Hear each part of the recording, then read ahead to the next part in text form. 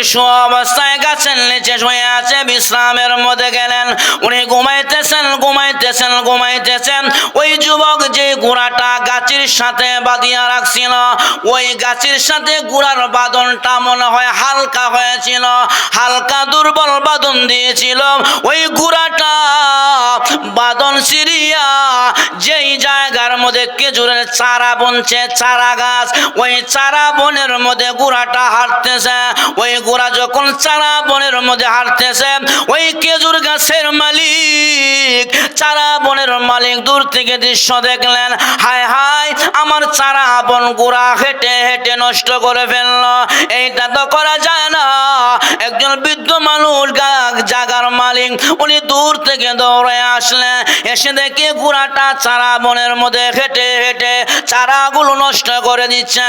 এবার ওই বুড়া মানুষ ওই ঘোড়াকে তাড়াইবার জন্য পাথর নিয়ে ঘোড়ার দিকে ঢেল মারলেন। যখন নাকি ঢেল মারলেন, ওই যে পাথরের চুক্কা পাথর ছিল, ওই পাথরটা ঘোড়ার মাথার মধ্যে লাগিয়া এমন এক জায়গায় পাথরের আঘাত লেগেছে। পাথরের আঘাত লাগার পর ওই ঘোড়াটা রক্তক্ষরণ অবস্থায় ওই জায়গার মধ্যে মারা গেল। ওই জায়গার মধ্যে ঘোড়াটা রক্তক্ষরণ অবস্থায় মারা গেল। এবার যুবক ওই গাছের নিচে যে শোয়া ছিল, ওই যুবকটা শোয়া থেকে উনি উঠলেন। উঠিয়া দেখে উনার বাঁধাকৃত ঘোড়া ওই গাছের মধ্যে নাই। উনি ঘোড়াকে তালাশ করতে শুরু করলো। হায় হায়, আরো 150 কিলোমিটার রাস্তা আছে মদিনায়, এত দূর তো হেঁটে যাওয়া সম্ভব নয়। যানবাহন নাই, গাড়ি নাই, অন্য কোনো ব্যবস্থা নাই, আমার ঘোড়া কোথায় গেল? যুবক মানুষ এমনি তো ক্লান্ত শ্রান্ত শরীর, আবার 150 কিলোমিটার রাস্তা সামনে বাকি আছে, খাবার দাবার পানি যা আছে সব শেষ হয়ে যাচ্ছে। উনি ঘোড়ার তালাশে বের হয়ে গেল, মাথা নষ্ট হয়ে গেল, আমার সোয়ারি কোথায় গেল? উনি ঘুরতে ঘুরতে গিয়া দেখে ঘোড়াটা একটা চারা বনের মধ্যে শুয়ে আছে, মরা ঘোড়াটা পড়ে আছে, আবার সাথে একজন বৃদ্ধ লোক দাঁড়ায় আছে। এবার যুবকটা ডাক দিয়া কয়, চাচা গো, মনে হয় আপনি মুসলমান? বলে হ্যাঁ, আমি মুসলমান। এবার যুবক বলে, চাচা, আমার ঘোড়াটা কে হত্যা করেছে জানেননি? এবার চাচা বলে, ভাতিজা, আমাকে যেহেতু চাচা বললা, তুমিও মনে হয় মুসলমান? বলে হ্যাঁ, আমি মুসলমানের সন্তান। এবার চাচা বলে, তোমার ঘোড়াটা আমার চারা বনের মধ্যে হাঁটছিল, আমি দূর থেকে পাথর মেরেছিলাম তারা এবার জানলেন, ওই পাথরটা মাথার মধ্যে লাগিয়া রক্তক্ষরণ অবস্থায় তোমার ঘোড়াটা এই জায়গায় পরে মারা গেল। এই কথা শুনিয়া ওই ব্যবসায়ী যুবক আরো রেগে গেল। হ্যাঁ, আপনি আমার ঘোড়া মেরে ফেললেন, আমি 150 কিলো রাস্তা মদিনায় কেমনে যাব? আমার কাছে খাবার নাই, পানি নাই, সব শেষ হয়ে যাচ্ছে, যানবাহনের কোনো ব্যবস্থা নাই। এই বলে ক্লান্ত শ্রান্ত শরীর রাগের মাথায় চাচারে এমন আচার দিছে, চাচাও আচার খায়া হেলেও শেষ। হায় হায় রে, ঘোড়াও মারা গেল, চাচাও শেষ। এমন যুবক মানুষ গুসা উঠলে তো অনেক কিছু কইলা, যেটা কোনো কয় না, রাগ রে নিয়ন্ত্রণ করন, গুসাকে নিয়ন্ত্রণ করো, অন্যকে মাফ করে দেবে, মুমিনের কাজ। আমরা কিন্তু অনেকে গুসা করে বোর ফেকে ঢেলে দিই, আছে না নাই? বহু লোক আছে, বহু লোক আছে ঘরের কাছে গরুর উঠে উঠে দেয়, আবার বাহিরে যদি বেজিতে হয় না, আবার বোর উঠে উঠে দেয়, আছে না নাই? এটা কোনো যেত না। এবার আল্লাহর বান্দা যুবক আস্তে আস্তে স্বাভাবিক হওয়ার পরে উনি বুঝতে পারলেন, হায় হায়, আমি যে একজন মুরব্বী মানুষকে মেরে ফেললাম, আমি তো খুনির আসামি হয়ে গেলাম। হাসরের মাঠে আল্লাহর আদালতে দাঁড়াইয়া এই হত্যার জন্য আমার জবাবদাহি করতে হবে। মুসলমান যদি গুনাহ করিয়া নিজেকে নিজে আত্মসমালোচনা করে, নিজেকে নিজে নিয়ে ভাবে, তাহলে ওই মুসলমান দ্বিতীয়বার আর গুনাহ করতে পারে না। গুনাহ করার পরে যদি একটা নিজের ভিতরে অনুশোচনা আসে, আহা আমি তখন বেআইনি করছি, এটা করা ঠিক না, নিজেকে নিজে গবেষণা করে যে আমি আরেকজনের মালটা নিয়ে আসলাম, ঠগাইলাম, জুলুম করলাম, ঠিক করলাম না, যদি নিজেকে নিজে 2 মিনিট ভাবে, 5 মিনিট ভাবে, এই লোকটা আর জিন্দিগিতে কাউকে ঠগাইবে না, কারো উপর জুলুম। এবার ওই মদিনার যুবকটা বলে, হায় হায় আমি তো মুসলমান, মুরব্বিও মনে হয় মুসলমান, আমি যে তাকে হত্যা করে ফেললাম, কিয়ামতের ময়দানে আমি আল্লাহর আদালতে একজন খুনি হিসাবে দাঁড়াইব না, এই হত্যার গুনাহ, খুনির গুনাহ নিয়ে আমি কবরে যাব না, এটার বিচার দুনিয়াতে সমাধান করতে হবে। এবার যুবকটা ওই বৃদ্ধ এবং গোরা মরা গোরাটার পাশে দাঁড়ায় রইল। দেখি মুরব্বী মানুষ যেহেতু জায়গা দেখার জন্য আসছিল, অবশ্যই তার কোনো গার্ডেন বা তার লোক আছে, ওই মুরব্বীর সন্ধানে আসবে, এই বলে যুবকটা দাঁড়ায় রইল। গোরাটাও মরে পড়ে আছে, বৃদ্ধ লোকটার লাশটাও সামনে পড়ে আছে। কিছুক্ষণ যাওয়ার পর বিকাল বেলা ওই মুরব্বীর 2 সন্তান বাবার সন্ধানে বের হয়ে গেল। আব্বাকে খুঁজে পাওয়া যায় না, আমাদের আব্বা কোথায় গেল? আব্বার সন্ধানে বের হয়ে গেল। বাবাকে খুঁজতে খুঁজতে ওই যে খেজুরের চারা বনে গেলেন, গিয়া দেখে চারা বনের মধ্যে একটা গোরা মরে আছে বরে, আবার বাবার লাশ সামনে দেখা যায়। এবার ওই মুরব্বীর 2 সন্তান ওই যুবককে ডাক দিয়া বলে, ভাই গো মনে হয় তুমি মুসলমান, লেবাসে বোঝা যায়। এবার যুবকটা বলে, হ্যাঁ আমি মুসলমানের সন্তান। এবার বুড়ার 2 ছেলে বলে, ভাই রে জানো কি আমাদের আব্বানে কে মারছে? এ ভাই জানো আমার আব্বানে কে হত্যা করছে? এবার এই যুবক বলে, ভাই রে তোমরাও মুসলমান, আমিও মুসলমান, আমাদের জন্য ইয়াউমা ইয়াকুমুল হিসাব, হিসাবের দিন নির্ধারণ করা আছে, আমাদের জন্য হাসর আছে, ফুলসিরাত আছে, আল্লাহর সামনে আমাদের সবাই দাঁড়াইতে হবে।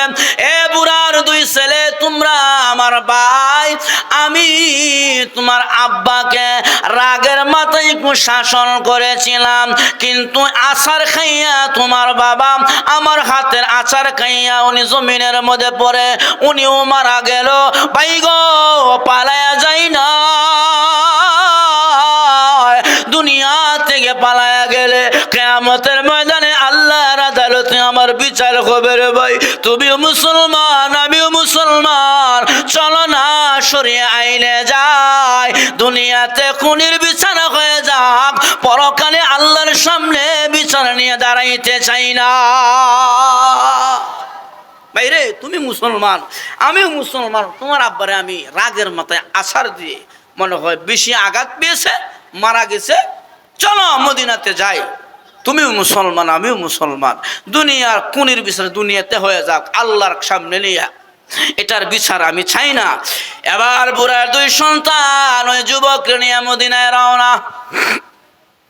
মদিনার পেছনে হযরত ওমর রাদিয়াল্লাহু আনহু,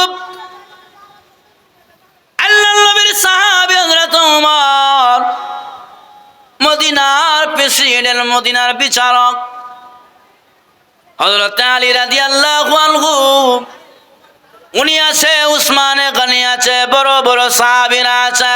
এবার বুড়ার 2 সন্তান ওই যুবক ছেলের বাবার হত্যাকারীকে মদিনায় নিয়ে ঢুকছে।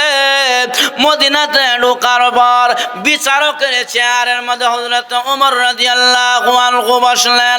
ওমর রাদিয়াল্লাহু আনহুর কাছে সংবাদ পৌঁছে দেওয়া হলো, খলিফাতুল মুমিনিন, এই যে ছেলে আমার আব্বারে হত্যা করছে, খেজুরের চারা বনের মধ্যে আমরা 2 ভাই আব্বার বিচার পাওয়ার জন্য মদিনায় আসলাম, আমার আব্বার বিচারটা আপনি করে দেন। আল্লাহর নবীর সাহাবী হযরত ওমর উনি বিচারের চেয়ারের মধ্যে বসিয়া বলছে, শোনো, কোরআনের আইন হইল হাতের বদলা হাত, কানের বদলা কান, জানের বদলা জান। এই ছেলে তোমার আব্বারে হত্যা করেছে, অতএব তাকে ফাঁসিতে ঝুলাইয়া তোমার আব্বার হত্যার বিচার আমরা করে দিব। এই বলে হযরত ওমর রাদিয়াল্লাহু আনহু রায় দিয়া দিলেন, জল্লাদ যাও, দুই ছেলে আসছে বাবার হত্যার বিচার নেওয়ার জন্য। ওই যুবকটা তার বাবারে হত্যা করেছে, যুবককে ফাঁসিতে ঝুলাইয়া বাবার হত্যার বিচারণা করে দাও। এবার জল্লাদ ওই মদিনার যুবক ছেলেটাকে মদিনার ফাঁসির মঞ্চে নিয়ে গেল, তাকে ফাঁসিতে ঝুলাইয়া বৃদ্ধের হত্যার বিচার করে দিবে। যখন নাকি জল্লাদকে নিয়ে ওই ফাঁসির মঞ্চে ওই যুবককে নিয়ে জল্লাদ চলে গেল, ফাঁসি দেওয়ার আগে জল্লাদ জিজ্ঞাসা করে, পাইলেন তোমার শেষ কোনো আশা আছে কিনা? হয় না, ফাঁসি যারা এরা কয় আপনার কোনো শেষ আশা আকাঙ্ক্ষা আছে কিনা? থাকলে বলেন, পূরণ করা হবে সামর্থ্য থাকলে। এখন জল্লাদে বলতেছে, ভাই যুবক, তুমি তো সেই 300 মাইল দূর থেকে আসছ, তোমার মনের মধ্যে কোনো আশা আকাঙ্ক্ষা আছে কিনা? থাকলে বলো, পূর্ণ করা হবে যদি সিস্টেমের ভিতরে হয়। যুবকটা বলে, আমার মনের মধ্যে 2টা আশা, জানি না পূর্ণ হবে কিনা। এ যুবক, কি তোমার মনে আশা? এই যুবক বলে,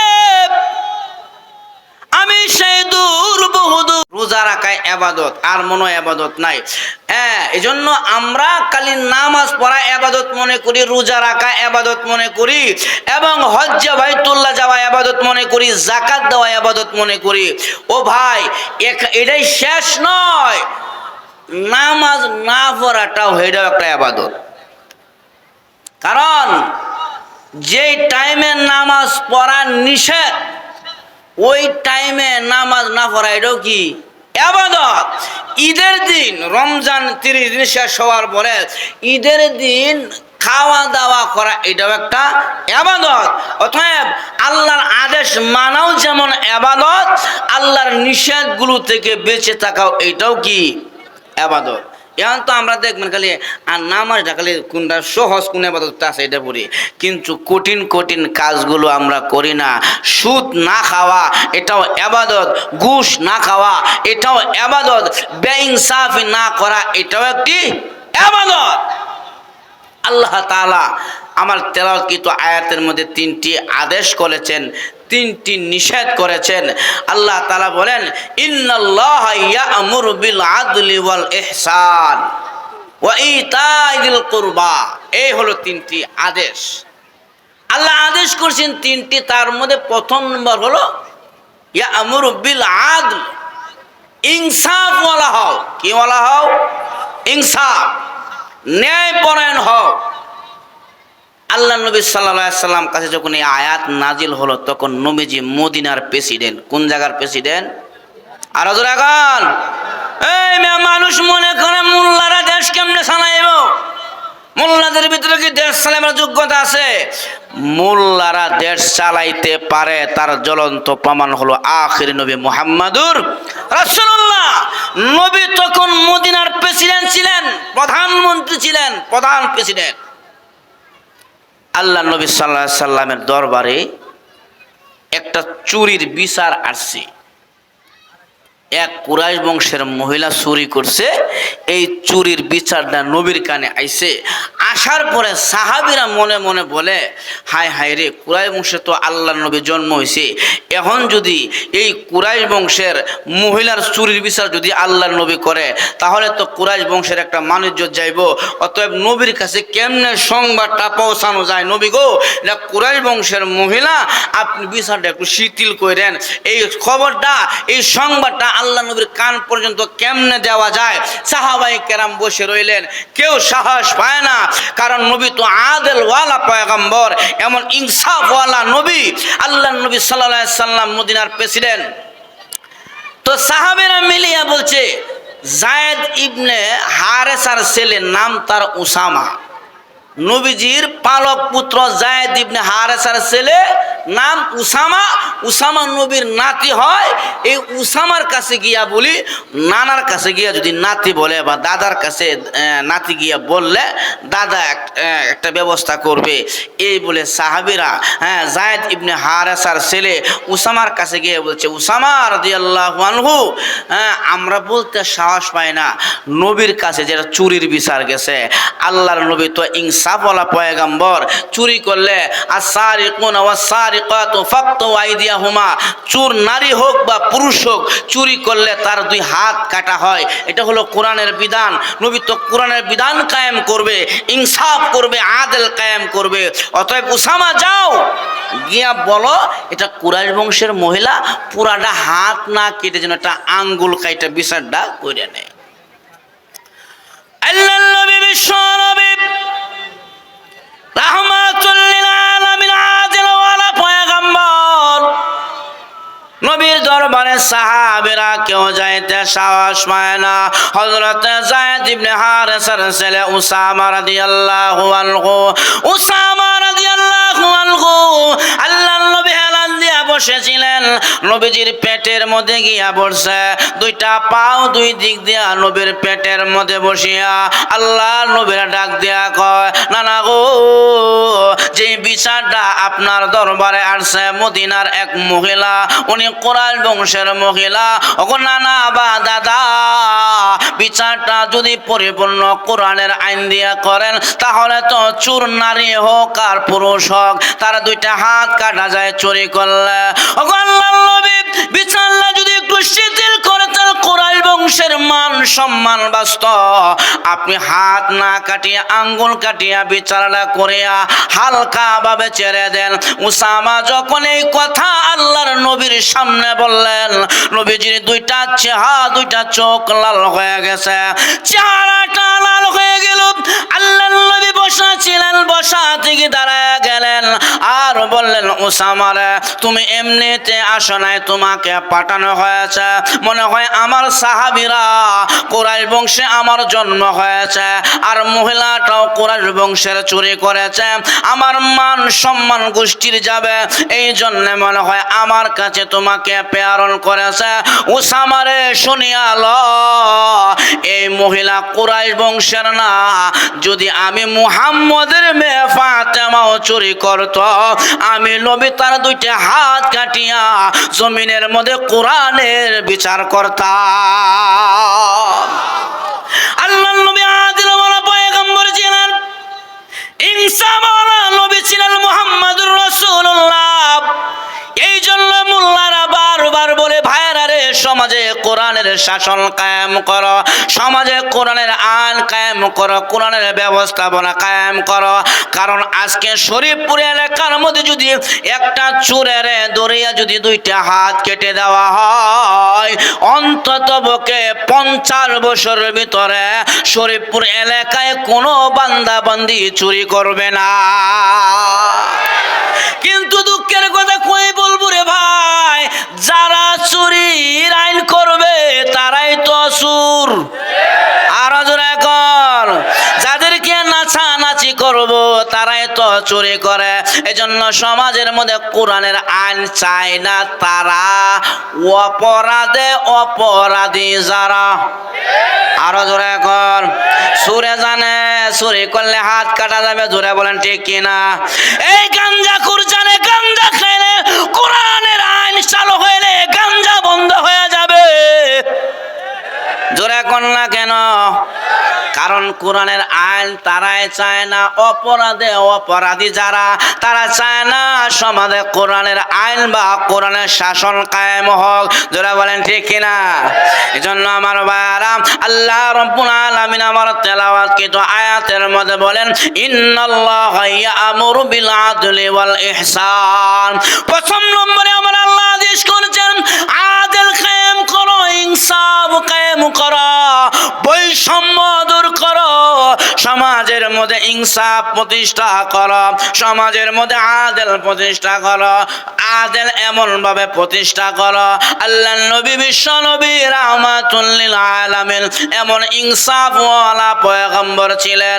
নবী মুহাম্মদুর রাসূলুল্লাহ শৈশবে যখন নাকি মা হালিমার ঘরে গেলেন, হালিমার ঘরে যাওয়ার পর আল্লাহর নবীর হালিমার ডান স্তনের দুধ পান করতেন, বাম স্তনের মধ্যে নবীজি মুখ লাগাইতেন না।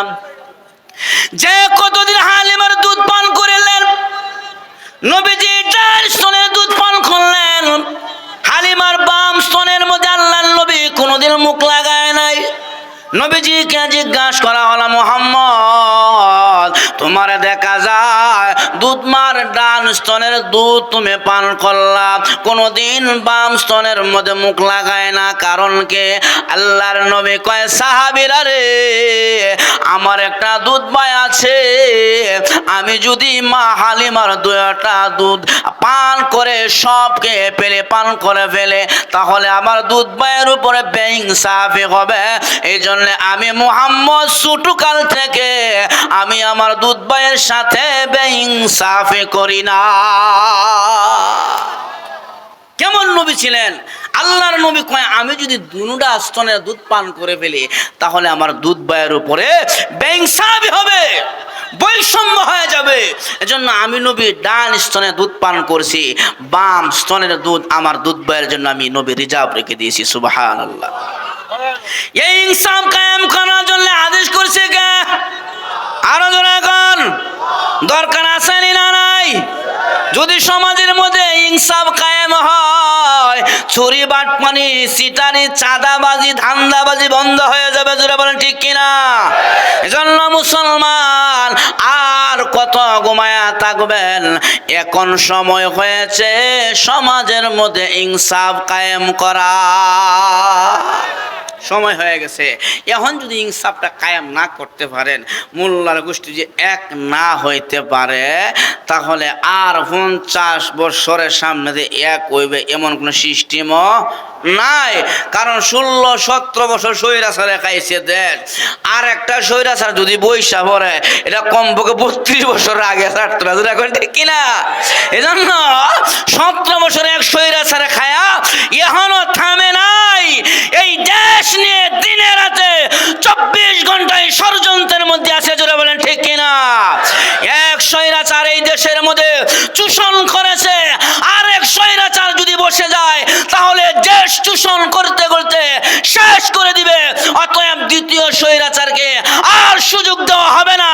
এখন সমাজের মধ্যে আদেল ইনসাফ, আল্লাহর জমিনে আল্লাহর আইন বাস্তবায়ন করতে হবে। জোরে বলেন ঠিক কিনা? এখন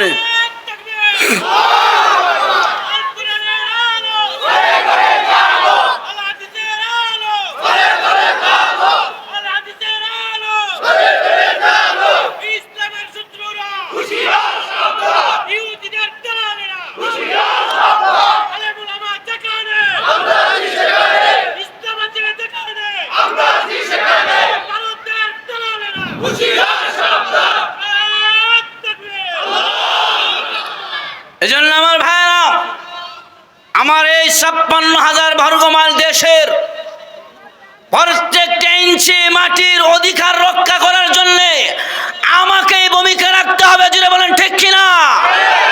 এই দেশকে নিয়ে বহিরাগত দেশগুলো প্রতিনিয়ত তারা আমার দেশকে নিয়ে চিন্তা ফিকিরে ব্যস্ত। যেরকম ঠিক না? একদিকে ভারত, আর একদিকে লাল কুকুরের বাহিনী আমেরিকা। যেরকম ঠিক কিনা? তাগর দেশ নিয়ে চিন্তা না, চিন্তা আমাকে নিয়ে আমরা নিয়ে। দেখেন, যদি এক মহিলা তার নিজের বাচ্চারা হাঁটায় নেয় আর সতীনের ছেলেরা কুলো করে লয়ে যায়, এখন আর একজনকে কি হো, তোমার নিজের বাচ্চারা হাঁটায় নেও, সতীনের বাচ্চারা কুলো করে নেও, ঘটনা কি তাই? এত ফিরিত কে লাগে এই বাচ্চাটার লগে? মহিলা কর উদ্দেশ্য তো জানোস না? হ্যাঁ, উদ্দেশ্য নামাজ না, কালিমাতু হাক্কুন উরিদা বিহাল বাতিল, কথাটা সত্য মতলবটা খারাপ। বলে কি খারাপ? আমার বাচ্চাটারে হাঁটায় নেই মাটি দিয়া, যাতে করে হাইটা হুরিয়া হুচুটকায়া যেন সে একটু শক্তিশালী হয়। আর সতীনের বাচ্চারা কুলো রাখে ভঙ্গ বানাইতেছে বলছে মুরগির মতন, যাতে করে না হাঁটতে পারে, শক্তিশালী না হইতে পারে। তাহলে দেখা যায় বাচ্চা কুলে আসলে উদ্দেশ্য বালা না, আর নিজের বাচ্চারা সাইডে দেখা যায় কষ্ট, কিন্তু কষ্ট হইলে ওটা কি শক্তিশালী হইব? ঠিক তেমনি ভাবে যারাই যত ওয়াজ করেন ভারত থেকে এই আসে সেই আসে, আমেরিকা থেকে এ আসে সেই আসে, এই ভারত আর আমেরিকা জীবনেও বাংলাদেশের বালায়েরা চাই নাই, চাইবেও না। জোরে বলেন ঠিক কিনা? আমার দেশটাকে এই ভারত চাচ্ছে দেশটাকে খান খান করে দিতে। অতএব আমরা কোন দেশের তাবেদারিকে পরোয়া না করি না। আমার দেশের 1 ইঞ্চি মাটির জন্য, এই 56,000 বর্গ মাইলের প্রত্যেকটি মাটির জন্য এটার দায়িত্ব আমি নিজেই পালন করব। জোরে বলেন ঠিক কিনা? আমার দেশকে নিয়ে আমার চিন্তা করতে হবে, আমার ভাবতে হবে, তোমাদের বাবার দরকার। ইনশাআল্লাহ জোয়ার উঠেছে সমাজের মধ্যে, ইনসাফ কায়েম হবে যদি আল্লাহ সহায় হয়। আল্লাহ যদি সহায় হয় ইনশাআল্লাহ সমাজে আদেল ইনসাফ কায়েম হবে, সমাজে কোরআনের আইন বাস্তবায়ন হবে। এই সমাজে যদি কোরআনের আইন বাস্তবায়ন হয়, প্রত্যেকটি গোত্র, প্রত্যেকটি জাতি তার তার অধিকার নিয়ে চলতে পারবে। যেরকম ঠিক কিনা? কারণ মুসলমান তার মুসলমানের অধিকার নিয়ে চলবে, হিন্দু বৌদ্ধ নাসারা আজুসি মাজুসি যত বিজাতি আছে তারা তাদের ধর্ম নিয়ে চলবে। যদি সমাজের মধ্যে ইনসাফ কায়েম হয়, আদেল কায়েম হয়, কোরআনের শাসন কায়েম হয়। এজন্য আমার ভাইয়ারা ইনশাআল্লাহ আগামী নির্বাচনে আমরা ওলামায়ে কেরাম যারা ইসলামওয়ালা, ধারিওয়ালা, সুন্নতওয়ালা, নবীজির মদিনার সুন্নত যাদের মধ্যে আছে, এমন নবীওয়ালা, লেবাসদারি, আল্লাহওয়ালা, ইনসাফওয়ালা, আদেলওয়ালা প্রার্থীদেরকে আমরা ভোট দিয়ে দিয়ে তাদেরকে সমাজের নেতৃত্ব দেব। জোরে বলেন ঠিক কিনা? মানুষেরা ধারণা করে ওলামায়ে কেরাম ক্ষমতায় কেমনে চালাইবে। ওলামায়ে কেরাম কেমনে চালাবে? আল্লাহর নবী ছিলেন মদিনার মহানায়ক, প্রধানমন্ত্রী, তখন এই আয়াত নাজিল হয়েছে। আমার ভাইয়ারা, এজন্য আল্লাহ রাব্বুল আলামিন বলেন, ইন্নাল্লাহা ইয়ামুরু বিল আদলি ওয়াল ইহসান। আল্লাহ রাব্বুল আলামিন বলেন, হে পৃথিবীর মানুষেরা, আমি আল্লাহর পক্ষ থেকে 3টা আদেশ তোমাদের কাছে। 1 নম্বরে সমাজের মধ্যে ইনসাফ কায়েম করো, আদেলওয়ালা হও। ও পৃথিবীর মানুষ, আল্লাহর নবী বিশ্ব নবী রাহমাতুল লিল আলামিনের জামানায় সাহাবীরা একজনের খেজুরের বাগানের বিচি আরেকজনের খেজুরের বাগানে নিয়ে যায় না, আরেকজনের খেজুরের বাগানের বিচি না বলে না কয়ে তার বাগানে আনে নাই। এত ইনসাফওয়ালা ছিল, এত আদেলওয়ালা পয়গম্বরের সাহাবীরা ছিল। আল্লাহর নবী বিশ্ব নবীর সাহাবীরা আল্লাহর আইন, আল্লাহর কথা, আল্লাহ তাআলা যে সবক দিয়েছে, যে আদেশ করেছে, তারা পুঙ্খানুপুঙ্খানুভাবে পালন করার চেষ্টা করেছে।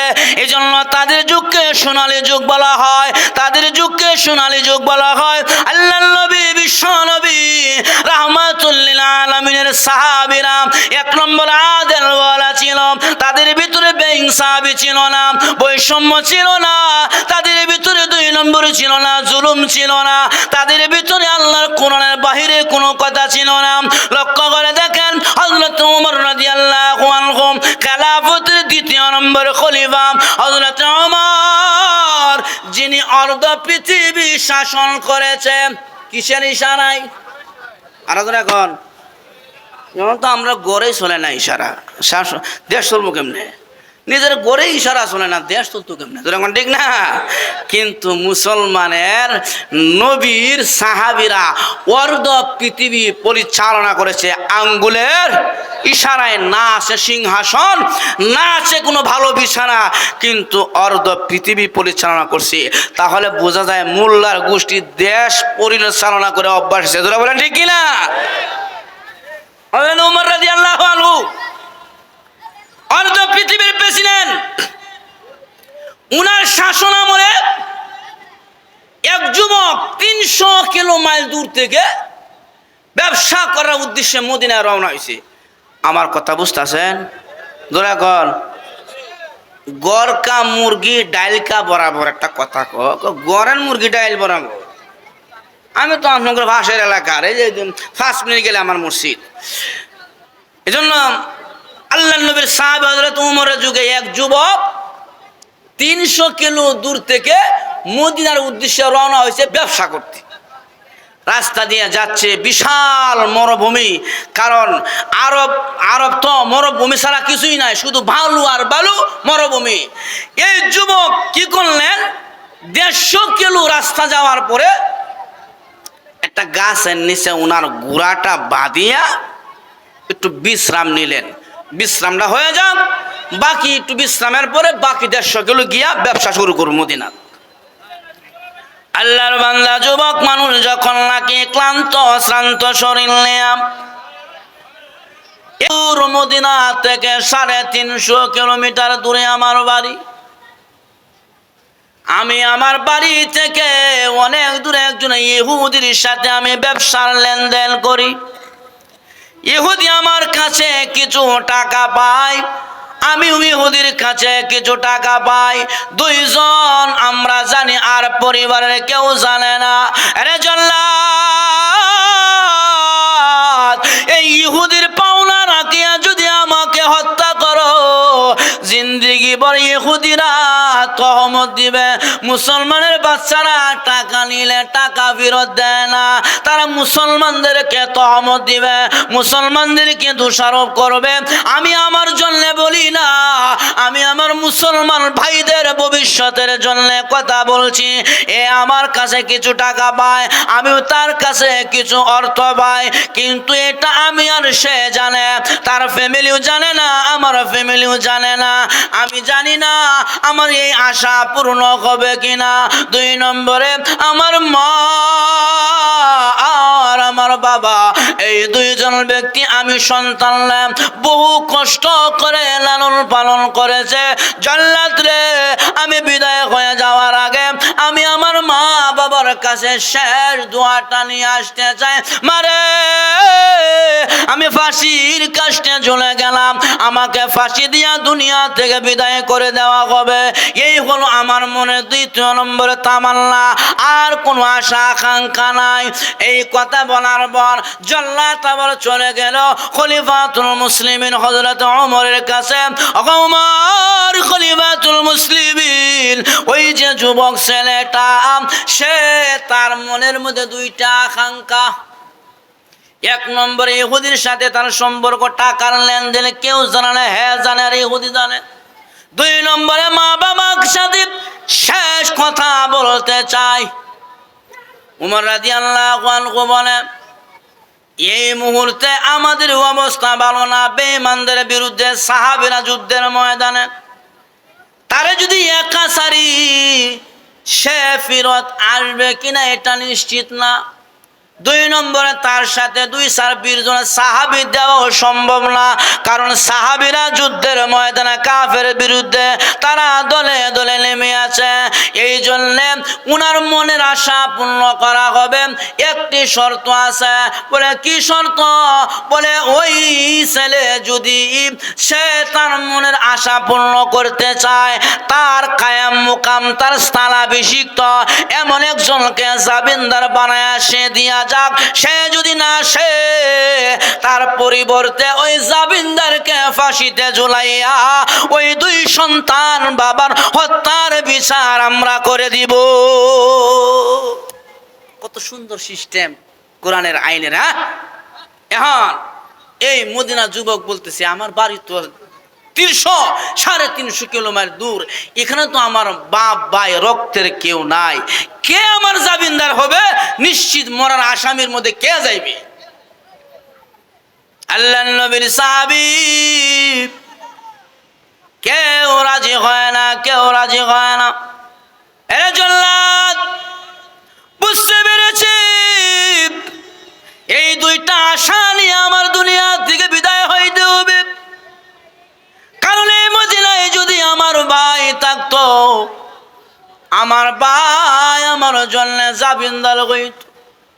এই মদিনাতে যদি আমার একজন রক্তের কেউ থাকতো, রক্তের ভাই চাইতো না আমি দুইটা আশা নিয়ে দুনিয়া থেকে বিদায় হয়ে সে জাবিন্দার হইতো। অতএব মদিনাতে আমার কেউ নাই, আমার মনের আশাও মনে হয় আর পূর্ণ হবে না। জান্নাত ফাঁসি দে, দুনিয়াতে খুনের বিচার করিয়া নে। কিয়ামতের ময়দানে আল্লাহর সামনে দাঁড়াইয়া এই চেহারা আমি দেখাইতে পারবো না। যখন নাকি জান্নাত রশি লাগায়া দিবে, এমন সময় নবীর একজন সাহাবী দাঁড়ায়া বলে, জান্নাত রে, ওই মদিনার যুবক ছেলেটাকে ফাঁসি থেকে নামায়া দে, আমি তার জামিনদার হয়ে গেলাম, তাকে ছেড়ে দে, তার মনে দুইটা আশা আকাঙ্ক্ষা সে পূর্ণ করে আসুক, যদি না আসে তাহলে আমাকে ফাঁসি দিয়া ওই বৃদ্ধের হত্যার বিচার তার সন্তানদেরকে দিয়া দিবা। যিনি দাঁড়াইলেন উনি সাধারণ কেউ না, উনি নবীর একজন জলিলুল কদর সাহাবী হযরত আবু যর গিফারি রাদিয়াল্লাহু আনহু। নবীর সাহাবী আবু যর গিফারি এমন ভাবে নবীর খেদমত করছে, নবীর খেদমত করতে যায় আবু যর গিফারি নিজের জন্য একটা গড় বানায় নাই। একদিন আল্লাহ নবী সাল্লাল্লাহু আলাইহি সাল্লাম বসা, জিবরাইল আসছে, আয়েশা কয়, নবী গো, ওই যে সাহাবী যে আপনার লগে দাঁড়ায় আছে উনি আবু যর না? আল্লাহ নবী কয়, কিরে জিবরাইল, আবু যররে কেমনে চিনো? জিবরাইল কয়, নবী গো, আমি এখানে আসমানে যত ফেরেশতা আছে সব ফেরেশতা আবু যর গিফারিকে এক ডাকে চিনে। সুবহানাল্লাহ। কি তার কামালিয়ত, কি তার আমল, কেন চিনে? আবু যর গিফারি দুইটা আমল বেশি বেশি করে। কয়টা আমল? এক নম্বরে নিজেকে নিজে সর্বদাই ছোট মনে করে। দুই নম্বরে ফি কাসরাতিল তেলাওয়াতুল কোরআন সূরা ইখলাস, কোরআন শরীফের সূরা ইখলাসের আমলটা আবু যর গিফারি বেশি বেশি করে, যার কারণে আবু যর গিফারি সূরা ইখলাস আল্লাহর নবী বলছে 3 বার তেলাওয়াত করলে আমলনামার মধ্যে এক কোরআন খতমের সওয়াব আল্লাহ লিখে দেয়। আর যারা এখন কয় কোরআনের সওয়াব, এক খতমের সওয়াব কয়বার তেলাওয়াত করলে 3 বার। অতএব আবু যর গিফারি উনার আমলনামার মধ্যে যত কোরআন খতমের সওয়াব আছে অন্য সাহাবীর আমলনামার মধ্যে এত সওয়াব নাই। এজন্য আবু যর গিফারিরা সিরে এমন একজন জলিলুল কদর সাহাবী জামিনদার হয়ে গেছে। এবার ওই যুবক ছেলেকে ফাঁসিতে নামাইয়া ছেড়ে দেওয়া হলো। যাও যুবক, আগামী জুমায় ওমরের পিছনে মসজিদে নববীতে এসে নামাজ আদায় করবা। নামাজ শেষে তোমার ফাঁসি দিয়া ওই বৃদ্ধর 2 সন্তানের বাবার হত্যার বিচার আমরা তাদেরকে বুঝাইয়া দিব। চলে যাও 1 সপ্তাহের টাইম নিয়া। এবার ওই যুবক ছেলে গুড়া দৌড়ায় আবার সে দূর, বহু দূর, 350 কিলোমিটার দূরে উনি মা বাবাকে দেখার জন্য পাওনা আদায় করার জন্য রওনা হয়েছে। যখন নাকি ছেলেটা মদিনা থেকে বের হয়ে চলে গেল, এই ছেলে চলে যাওয়ার পর পরের শুক্রবার দিন নামাজের সময় হয়ে গেছে, ওই ছেলেটা এখনো আসে না। এবার নামাজের টাইম শেষ হয়ে যায়, ছেলেটা আসে না। এবার মদিনার বার্তাবাহক আবু যর গিফারির বাড়িতে সংবাদ পাঠাইয়াছিল, আবু যর জীবনের শেষ নামাজ পড়ার জন্য মসজিদে নববীর মধ্যে চলে আসো। তুমি তো খুনির জামিনদার, তোমার খুনি এখনো মদিনাতে আসে নাই। কথা ছিল নামাজের আগে এসে নামাজ পড়বে। হযরত ওমরের পিছনে উনি এখনো আসেন নাই। অতএব তুমি তোমার জীবনের শেষ নামাজ পড়ার জন্য মসজিদে নববীর মধ্যে চলে আসো। হযরত আবু যর গিফারি উনি পরিবারের কাছ থেকে বিদায় নিয়া উনি ডাইরেক্ট মদিনায় চলে আসছে। মদিনাতে আবু যর গিফারি আসার পরে মদিনার সাহাবীরা আবু যর গিফারিকে ধরে কান্না করে আর বলে, আবু যর রে, কেন রে, তুই কুনির জামিনদার হইলি রে আবু যর। এখন নিষ্পাপ একজন সাহাবীরা জল্লাদ ফাঁসি দিয়া দুনিয়া থেকে বিদায় করে দিবে। সমস্ত সাহাবীরা আবু যর গিফারির জন্য কান্না করে, কিন্তু আবু যর গিফারি কান্না করে না। হে আবু যর কেনলে কুনির জামিনদার হইলি? আবু যর গিফারি ডাক দিয়া বলে, নবীর সাহাবীরা রে, কুনিও সেও মুসলমান, আমিও মুসলমান, তার সাথে আমার রক্তের বন্ধন নাই, কিন্তু কালিমার বন্ধন আছে। জোরে বলেন ঠিক কিনা? কালিমা তার যে কালিমা, আমি আবু যর গিফারির কি কালিমা, রক্তের বন্ধন নয়, আত্মীয়র বন্ধন নয়, কালিমার বন্ধন আছে। এ সাহাবীরা, আমি আমার নবীর শাফায়াত করছি। আল্লাহর নবী বিশ্ব নবী বলে গেছে, এক মুসলমান আরেক মুসলমানের ভাই, এক মুসলমান আরেক মুসলমানের বিপদে যদি দাঁড়ায় যায় কিয়ামতের ময়দানে নবী তাকে শাফায়াত করে জান্নাতে পৌঁছাবে। সাহাবীরা রে, রক্তের বন্ধন লাগবে না, আত্মীয়র বন্ধন লাগবে না, কালিমার বন্ধন আছে আমাদের মধ্যে। এই বলে আবু যর গিফারি হাসে। এ সাহাবীরা, হয়তো বলে কাল কিয়ামতের ময়দানে এই ভালোবাসাকে কেন্দ্র করিয়া আল্লাহ আমাকে নবীর শাফায়াত করাবে। হযরত আবু যর গিফারি উনি মদিনায় চলে আসলো। জল্লাদ ফাঁসির মঞ্চ তৈরি করেছেন, হযরত আবু যর গিফারিকে ফাঁসি দিয়া ওই খুনির হত্যার বিচার তার সন্তানদেরকে দিয়ে দিবে। যখন নাকি আবু যর গিফারির ফাঁসিতে উঠায়, সাহাবীরা সবাই কান্না শুরু করলো। হায়রে নিষ্পাপ একজন সাহাবীরে কেন আজকে খুনির জামিনদার হওয়ার কারণে ফাঁসি দেয়? সমস্ত সাহাবীরা কান্না করে, আবু যর গিফারি কাঁদে না। যখন নাকি ফাঁসি দিয়ে দিবে, এমন সময় তাকায়া দেখে মদিনার বালু জ্বর উড়াইয়া কে জানি আসতেছে।